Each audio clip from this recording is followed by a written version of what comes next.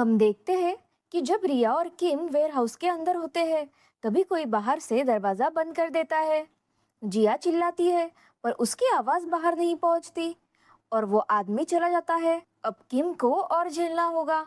ये सोचकर वो परेशान होती है, सोचती है अगर यहाँ से बाहर नहीं निकले तो मैं यहाँ पागल हो जाऊंगी। वो कहती है मेरे एक कॉल से हेल्प पहुंच जाएगी। अब वो सिग्नल ढूंढती है, पर सिग्नल नहीं मिलता। वो कहती है डरो मत, मुझे अंधेरे में भी ठीक ठीक दिखता है। किम कहता है मुझे ऐसे बंद कमरों में रहने की आदत है, तो मुझे कोई प्रॉब्लम नहीं है। अब जिया का पेट आवाज करता है। वो कहती है कि उसने सुबह से कुछ नहीं खाया। वहाँ बेग्युन और पाई की कार रास्ते में खराब हो जाती है। कार को ठीक करने को लेकर उनमें बहस होती है, पर पाई की बेग्युन के लिए फिक्र भी दिखाई देती है, तो बेग्युन उसकी बात मान लेता है। यहाँ वेयर हाउस में जिया ठंडी से बचने के लिए घास ढूंढ लेती है, पर उसकी उंगली पे कांटा चुभ जाता है, तो किम उसे निकालने में उसकी मदद करता है। जिया थोड़ी देर के लिए उसकी आंखों में खो जाती है। वहाँ पाए बेग्युन से पूछती है जब तुम्हें जिया और किम के प्यार के बारे में पता चला तो कैसा लगा था। वो कहता है किम को आजिथ्री को दूसरी बार डीप लर्निंग कराते वक्त जैसा लगा होगा, मुझे भी वैसा ही लगा। मैं उस पुरानी जिया को नहीं ढूंढ पाया जो स्माइल करती और मेरा हौसला बढ़ाती थी। मैं अपनी गलती सुधारना चाहता था, पर जिया अब वो पुरानी वाली जिया नहीं रही और मैं भी बदल चुका हूँ। अब पीछे नहीं मुड़ सकते। पर जो दर्द उन दोनों को हो रहा है, उसके सामने ये कुछ भी नहीं। जिया किम के लिए बेड तैयार करती है। उसके पूछने पर वो कहती है मैं एक्सरसाइज करके अपने बॉडी को गर्म रखूंगी। उसे ये करते देख वो हंसता है। फिर उसे हीटर मिल जाता है और साथ में खाना भी। किम उसका मजाक उड़ाता है कि जैसा आवाज तुम्हारे पेट ने किया था, उस हिसाब से तो ये सब खाकर भी तुम्हारी भूख नहीं मिटेगी। अब जिया खाना खा रही होती है और किम बस उसे देखते रहता है।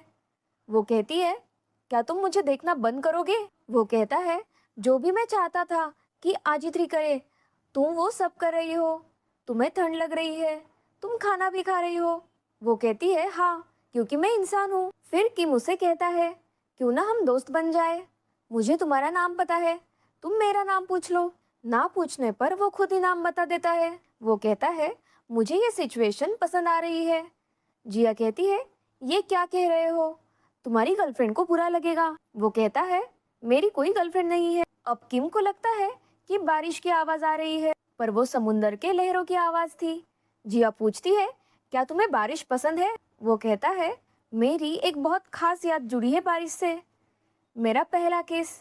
किम कहता है मुझे तुम्हें आजित्री के बारे में और बताना है, क्या तुम प्लीज मुझे सुन सकती हो। जिया कहती है एक शर्त पर, कि कल सुबह तुम मेरा पीछा छोड़ दोगे। किम प्रॉमिस करता है। फिर जिया को आजित्री के बारे में सवाल पूछने को कहता है। वो पूछती है आजित्री तुम्हें कब स्पेशल लगने लगी। किम कहता है बहुत आसान सवाल है, पहले दिन से ही वो स्पेशल थी। उसने स्टार्टिंग से ही मुझे चौंका दिया था। फिर वो उसे उनके सारे किस्से बताने लगता है और जिया ध्यान से सुनती रहती है। वहाँ सियोंग है टीम मेंबर से कहती है ऐसा भी तो हो सकता है कि सच पता चलने से किम ना मरे। डॉक्टर के पास भी तो बचाने के 99% चांसेस होते हैं और 1% मरने के, पर कभी कभी चमत्कार हो जाते हैं। टीम मेंबर कहता है पर अगर तुम्हारा परिवार पेशेंट हो और मरने के चांसेस 99% हो, तो तुम भी उन्हें सर्जरी के लिए नहीं भेजोगी। अब किम हमारा परिवार है। वो सोचती है यह आदमी दिन ब दिन और अट्रैक्टिव होते जा रहा है। यहाँ किम की पूरी कहानी बताकर हो जाती है, पर जिया कहती है यह कहानी खत्म नहीं हुई। उसे रीसेट करने के बाद तुम्हारी लाइफ कैसी हुई तुम्हें बताना होगा। वो कहता है उसमें कुछ मजा नहीं आएगा। जिया कहती है वो मैं डिसाइड करूंगी। फिर किम बताता है कि पहले तो बहुत दर्द हुआ, फिर थोड़ा सा ठीक होके वो कंपनी जाने लगा, मूवीज और बुक स्टोर्स भी जाने लगा। अगर आजित्री ये देखती तो कहती मैंने अपना बेस्ट किया। जिया के आंसू देख वो कहता है देखा, मैंने कहा था ये बोरिंग होगा। अब वो बताता है कि उसे रिसेट करने के बाद उसने उसे वापस सिखाने की कोशिश करी, सब पहले जैसा किया, पर मेरी दोस्त मुझे वापस नहीं मिली। इसीलिए मेरा दिल कहता है सब कुछ असली था, मुझे उस फीलिंग को इग्नोर करने की सजा मिली है। ये सुन के जिया के आंसू ही निकल आते हैं। अब किम कहता है मैंने बहुत बता दिया, अब तुम तुम्हारे बारे में कुछ बताओ। वो फैमिली के बारे में पूछता है। वो अपने भैया भाभी के बारे में बताती है। वो पूछता है तुम किसे मिस करती हो। वो कहती है मेरे हीरो, मेरे पापा को। जब मैं छोटी थी तब मेरे पापा की एक गैराज थी। वहाँ जो भी गाड़ी आती थी वो उसे ठीक कर देते थे। उनके हाथों में जादू था। मुझे मेरे पापा के जैसे बनना था, पर जिसमें मैं अच्छी हूँ उस चीज में कभी कभी मुझे यूजलेस लगता था। पर किसी ने मुझे याद दिलाया कि मैं यूजलेस नहीं हूँ। किम कहता है, मुझे उस इंसान पर गर्व है। अब जिया उसे उसका प्रॉमिस याद दिलाती है कि अब मैंने सारी बातें सुनी, अब तुम सियोल लौट जाना। मैं आशा करती हूँ कि तुम्हारी जिंदगी बहुत खुशनुमा होगी। अब सुबह हो जाती है और वो आदमी वेयर हाउस का दरवाजा खोल देता है, पर किम और जिया सो रहे होते हैं। वहाँ चेउल के हैकर्स को कुछ मिनट की वीडियो क्लिप मिल जाती है। चेउल उस क्लिप को देखकर समझ जाता है कि रोबोट की जगह इंसान को भेजा था। रिया अपने डैड को बताती है कि मैं किम मिन से शादी नहीं कर सकती, पर उसके डैड उसकी बात नहीं मानते। तो वो कहती है, ऐसा कुछ मत कीजिए जिससे मैं आपकी इज्जत ना करूं, और वहां से चली जाती है। यहाँ पाए और पेक्युन जिया के दादी के शॉप पर पहुंचते हैं। जिया कहती है, किम ऊपर के रूम में है, उसे यहाँ से ले जाओ। वैसे भी उसने प्रॉमिस किया था कि वो अब पीछा नहीं करेगा, पर किम सोचता है कि प्रॉमिस नहीं करना चाहिए था। किसी का एक्सीडेंट होने की वजह से दादी को हॉस्पिटल जाना पड़ता है।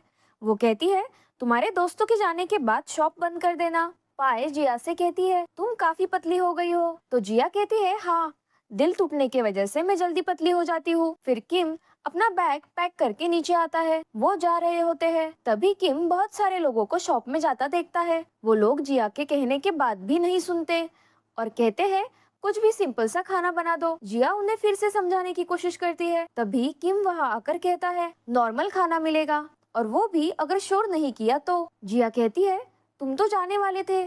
तो किम कहता है, तुम्हें वो खाना बनाना नहीं आता तो कौन बनाएगा। बेग्योन और पाए को वो सर्विंग करने को कहता है। किम जिया के साथ खाना बनाते वक्त बहुत खुश होता है और पाए को भारी सामान उठाते देख बेग्योन उसकी मदद भी करता है। किम के वजह से जिया किचन में रखा नेकलेस अपने पॉकेट में छुपा लेती है। अब लोगों के जाने के बाद वो खाना खाने बैठते हैं। किम जिया से कहता है, पहली और आखिरी बार मेरे हाथ का खाना खा लो। फिर एक एक करके उसे हर एक डिश चखने को देता है। वहाँ चेउल अपने डैड से कहता है, आप सारे डायरेक्टर्स को बुलाइए, मैं वापस आकर डायरेक्टर बनने वाला हूँ, क्योंकि डॉक्टर बेग्युन ने सेंटा मरिया टीम के साथ मिलकर किम मिन को ठगा है। यहाँ सेंटा मरिया टीम के बाकी रिसर्चर्स उस अलग फाइल के बारे में बात कर रहे होते हैं। वो सोचते हैं, ये फाइल आखिर बनाई किसने। तभी वो जल्दी से भागकर आजित्री के पास जाते हैं।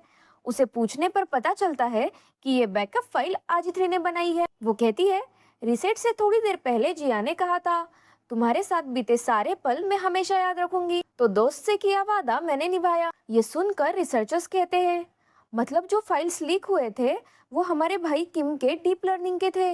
अब क्या होगा। यहाँ लंच होने के बाद किम उदास बैठा होता है, क्योंकि उसे जिया को छोड़ के जाने का मन नहीं होता। वो कहता है, इतना खा लिया है तो क्यों ना बर्तन भी धो ले। जिया मना करती है, पर फिर बेग्युन कहता है, मैं भी मदद करूंगा, और पाई से कहता है, तुम जिया को लेकर बाहर जाओ, तभी काम हो पाएगा। तो किम के प्लान पर पानी फिर जाता है। वो दोनों अब साथ में बर्तन धोते हैं। किम कहता है, मुझे ये जिया के साथ करना था। तो बेग्युन कहता है, तुम्हें इशारे भी समझ नहीं आते, वो कितना अनकंफर्टेबल होती, तुम बस उसे घूरते रहते। किम कहता है, जब मैं उसे देखता हूँ तब मेरी धड़कनें आजित्री से भी ज्यादा तेज हो जाती है। हाँ, मुझे उसे देखना है, तो बोलो क्या करूँ मैं। मेरे दिल में अभी भी होप्स है कि हमारी कहानी यहाँ खत्म नहीं होगी। अब जिया किम को कहती है, ये हमारी आखिरी मुलाकात है, तुम्हें अपना वादा निभाना होगा, मेरा पीछा छोड़ना होगा। अब किम कहता है, पर मुझे ऐसा क्यों लग रहा है कि हम फिर से मिलेंगे। जिया कहती है, कभी नहीं। अब किम गाड़ी में बैठकर जाने लगता है, पर उसे जिया की बहुत याद आती है। फिर पाए और बेग्युन कुछ सामान लाने के लिए स्टोर जाते हैं। तभी उन्हें लीक हुई फाइल्स के बारे में पता चलता है। बाहर आने पर किम भी गाड़ी से गायब होता है। असल में वो जिया से मिलने वापस शॉप पर जाता है, पर शॉप बंद होता है। तो वो उसे ढूंढने के लिए निकलता है। वो वहाँ के बीच की तरफ भागता है। जिया वहाँ समुद्र किनारे बैठकर रो रही होती है।